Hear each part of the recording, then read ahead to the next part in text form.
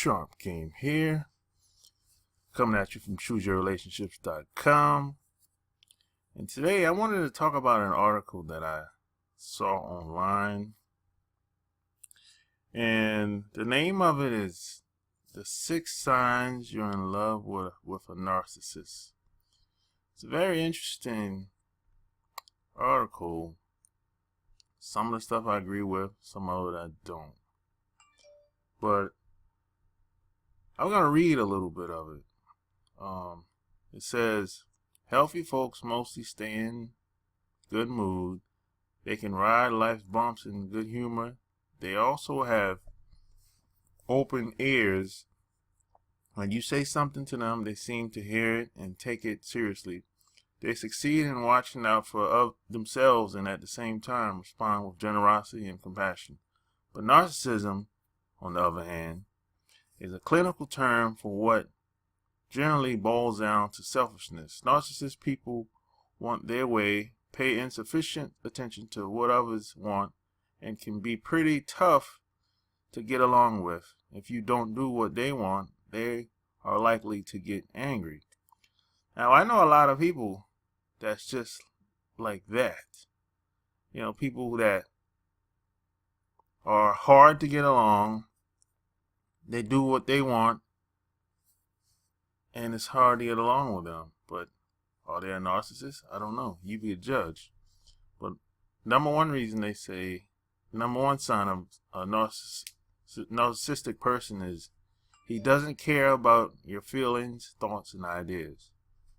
Narcissists think listening is like being a hockey goalie. They knock away what others say instead of letting the ideas of others enter a shared pool of information. If you say something that's a good idea, don't expect credit from a deeply entrenched narcissistic, but he's likely to say your idea later as if it was his own. I work with people like this. It's like working a job. If the supervisor or the manager, they do this all the time, all day, every day. They'll get maybe some accolades or awards or something like that, and they'll take credit for everything, but in reality, they didn't really do very much. Is that being a narcissistic? I don't know. You be the judge. And the second one is, everything is all about him. Might be some good points there. Narcissistic people are sometimes and even often generous. The difficulty comes when what they want is contrary to what you want. Then it's all about them, their wants, their needs, and not yours. Good points there. Yeah. Then you have the third one is he doesn't live by anyone else's rules. Narcissistic suffer from what I call tall man syndrome.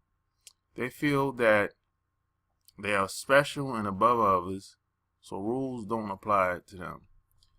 You have a good point there. I've met some women that are like that. I've met some guys that are like that too. But women tend to hide it much better than guys, because guys are very competitive amongst each other. Women are too, but women just go about it in a passive-aggressive manner amongst women.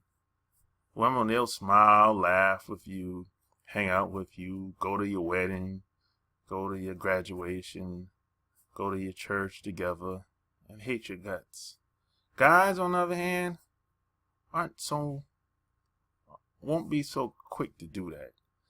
And if they do it, they usually have a hidden agenda. There's always some end goal. But there's always an exception to the rule. Then the next one is he doesn't want to hear your issues. Narcissists think everything is about them. So if you try to say something about a feeling like sadness or anxiety that you've been experiencing, they are likely to hear it as criticism of themselves. If they don't take your feelings personally, they still are unlikely to respond with much sympathy or helpfulness. They are more likely to react with irritation than compassion, because the focus is supposed to be on them, not on others. I know a gang of people that's like this. They don't want to hear anything about anything that's happened to you or your experience, your family, or anything. And if you start talking about anything that has to do with you, they'll say you're whining and complaining. But when they do it, it's perfectly fine, and you're supposed to feel remorse for them. And then the next one is, when you argue, it's always your fault. Unwillingness to take responsibility for mistakes goes hand in hand with quickness to blame. That's true. And I think the last one is, if he's angry, it's also your fault. Yeah, I know a lot of people that's like that. Again, blaming others is narcissistic means of sustaining self-worth. But be aware of getting mad back at a narcissist. They'll respond with fury. They can get mad at you because it's your fault if they are mad, but all hell is likely to break loose if you dare to show even slight irritation towards them. Yeah, I know a lot of people that'll flip the hell out. They're quick-tempered. It's hard to talk to them. And I know a lot of women that's like that. They automatically look to blame someone else, especially if it's a guy around them, or that they spend a lot of time around. They'll look to blame the guy for everything. If they're overweight, it's the guy's fault. If they eat too much, it's the guy's fault. If they work too much, it's the guy's fault. If their bills are too much, it's the guy's fault. It's always somebody's fault. They'll seek to blame anybody, but they don't want to take responsibility for their own actions or their decisions or indecisions. Then they go on to say that pay attention to the narcissism in yourself, because based on this article, I guess you can conclude that it's a little narcissism inside of all of us, which I agree, especially when it comes to having your own rules, because I believe that it's a good idea for everyone to have their own rules of living. I don't believe that we should live on this planet and continue to follow everyone else for the rest of our lives. Now, it's okay to follow people when you're growing up, but after a while, you have to create your own rules to live by, because in the end, the only person that's going to live your life is you. So what else they got? They go on to say, don't panic if someone you know is a narcissist. You may benefit from the changes in the habitual ways you react to that person. For instance, if your favorite narcissist is prone to anger, get out of the way, gracefully exit the situation for a few minutes to let him cool off. Just say, I need to get a drink of water. Be back in a minute. Yeah, I think that's a good idea. If the conversation gets overheated, or you start to get in a little verbal assault, verbal fight or whatever, sometimes it's good to leave and come back later, let off some steam. I think that's good for some people, especially if you're not the type of person that's skilled to talking things out. Because it took me a long time to learn how to have conversations and walk things through and talk things through. When I was in my 20s, I didn't know how to do that very well. I used to flip out on people. But as I got older and hopefully wiser, I figured out that, I can't keep flipping out on people. It's very unproductive. And what else we got here? They say, don't take it personal. That's true. Remember, verbal stones people hurl when they are mad generally don't represent what they feel in normal emotional times. That's true, especially women, because a lot of women are very emotional. So just because they say they hate you,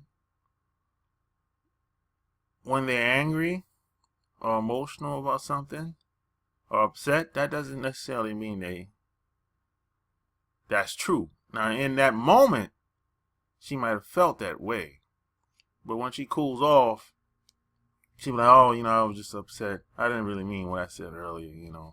Even though I'm not making excuses for a lot of women, but sometimes you have to understand, because it's hard being a woman, especially in the United States of America. So, there's a lot of things that happen during the day to a lot of these women. And by the time they get home, they just need to vent sometimes. I get it. And repeat yourself. Having trouble getting your view heard, say it again. Yeah, repetition is a mother of skill. Sometimes you got to repeat things over and over again. Repetition. And you got to, what else they said? Become a master at the win-win, problem solving. Yeah, I believe everyone should become a problem solver. And I always go for the win-win in relationships. Don't try and get over on people. Don't try and take advantage of people. I think what they said here, they said if you take a leadership role in being sure your concerns as well as his become important, you'll be less likely to cave into his way just to keep him calm. Yeah, I think everyone should go for the win-win in relationships. Everyone should bring value to every relationship. That's what relationship is really all about. Find a way to strengthen and make all your relationships better, whether it's male or female. I co-sign that to the fullest. And the last thing they say you should do is stay calm. Everyone listens better when they are in a good mood. Anger escalation increases the odds that both of you will end up in zero listening narcissism trap. Yeah, I agree with that. And they say the bottom line, if you can see it and name it, the odds zoom upward that you will be able to figure out how to deal with narcissism effectively. That's important because many of the most lovable and admirable guys in this world tend toward narcissistic habits. That's very true. Most people that are thought leaders, most people that you see leading these Fortune 500 companies or 1,000 companies, like Apple, for example, Steve Jobs, some people would say he's a narcissist. So I mean, in order for you to be the face or a brand of a company, you have to have a little narcissist inside of you. So being a little narcissist, having certain habits of a narcissist can be okay, in my opinion. But I think there's a fine line that you can't cross. It's like too much of anything is not good. So you have to, I guess, kind of have a somewhat of a balance, or has to be a certain line, a certain point that you don't cross. That's why I say you have to have your own rules. You have to live by your own rules. So this is articles on prevention.com, 6 signs you're in love with a narcissist. I'm going to put the link at the bottom of this video. So hopefully you got something out of this. Hopefully you'll get something out of this when you read this for yourself.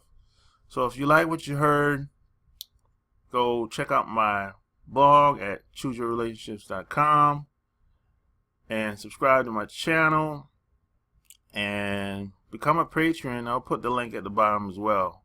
So until next time, Sharp Game is out.